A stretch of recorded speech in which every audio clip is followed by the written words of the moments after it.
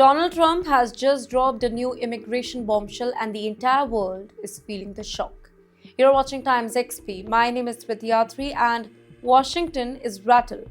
Borders are tightening, and more than 30 countries are all of a sudden under the scanner. Well, this is not a routine policy update.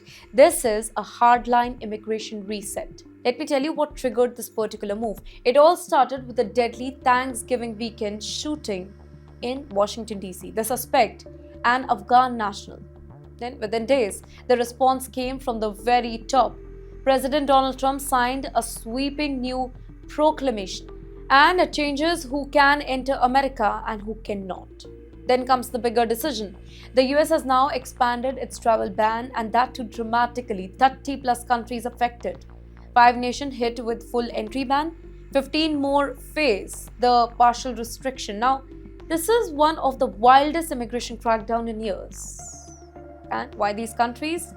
So the White House says that the decision is about national security. Officials pointed out to corruption in foreign governments, unreliable passports and documents, high visa overstays rate, and weak identity verification system. Basically, in simple terms, the US says that it cannot trust the data coming from these countries. But what does this ban actually do? Let's break it down clearly. So, new tourists, students, work visas, they are blocked or even limited. Family-based visas face stricter scrutiny, refugee pathways are narrowed, vetting standards are raised sharply. But there are exceptions too. Let me tell you who is not affected here. Green card holders, they are safe. People who already have valid visas are exempt from this particular thing. Case by case review, it remains possible. So this is not retroactive, but it is forward-looking and really tough. We hear Trump's message is very clear. Border control comes first. Vetting standards must be ironclad. Entry into the US is a privilege and not a right. Now, this order, it signals a return to Trump-era immigration muscle in the first term, if you remember. But it's a political message too. Supporters say that this protects Americans.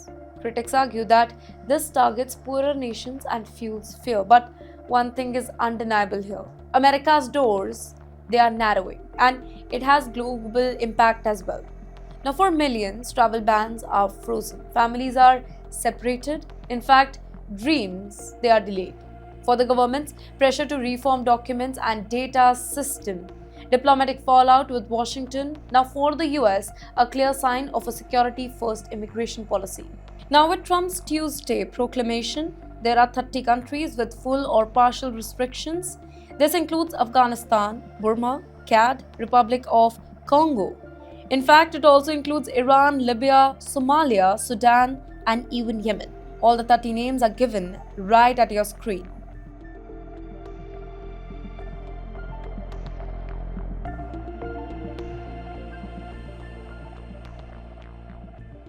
Now, in the end, this is not just a travel ban, it is a statement of intent. America is drawing a line, and the world is being told very clearly where it stands.